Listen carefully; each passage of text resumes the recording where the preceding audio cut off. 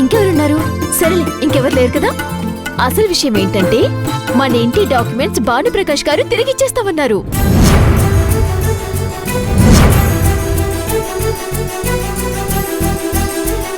తిరిగి ఇచ్చేస్తామన్నారా? అంటే వాళ్ళ డబ్బులు వాళ్ళకి తిరిగి ఇచ్చేయాలా? మనమేమీ ఇవ్వాల్సిన అవసరం లేదు బావా, కానీ మన ఇంటి కాగితాలు మనకిచ్చేస్తారు. అలా ఎలా? అవును బావా, మనం ₹1 కూడా తిరిగిచ్చే అవకాశం లేకుండా మన డాక్యుమెంట్స్ మనకిచ్చేస్తారు. వాళ్ళ మాట చెప్పాకే ఈ విషయం ఇంట్లో వాళ్ళకి చెప్పాలని ఇదిగో ఈ స్వీట్ బాక్స్ తీసుకుని వచ్చాను. పోనీలేరా, నువ్వైనా చిన్నోడైనా ఇంట్లో వాళ్ళందరం బాధపడేది ఆస్తి ఎవరి చేతిలోనూ పెట్టామనే కదా.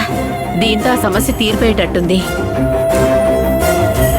ఆనందయ్య, ఈ గొడవలు, కేసులు, గందరగోళాలు ఏవి ఉండవు. మీరనుకున్నట్టు మన ఫ్యామిలీ అంతా ఎప్పటిలాగే ఉమ్మడి కుటుంబంగా హ్యాపీగా ఉంటాం.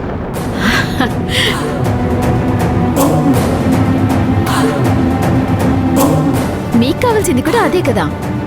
ఆస్తి ఎలాగో తిరిగిస్తున్నారు కాబట్టి ఇంకా ఈ కేసులు గొడవలతో మనకేం పని? కేసు కూడా విత్డ్రా చేసుకుందాం, సరేనా? పోనీలే అలేఖ్య, చాలా రోజుల తర్వాత ఒక మంచి విషయం చెప్పాం. అవును, అంత డబ్బు ఇచ్చాక మన ఇంటి పేపర్లు మనకి తిరిగి ఇచ్చేస్తాను అన్నాడంటే ఊరికెందుకు ఇస్తాడు?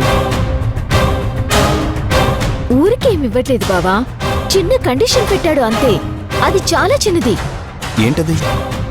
ఏం లేదు బావా, ఆ రుద్రాన్ని మేడం వల్ల ఎన్జిఓకి సంబంధించి ఏదో డీల్ క్యాన్సిల్ చేయించిందంట మన భూమి.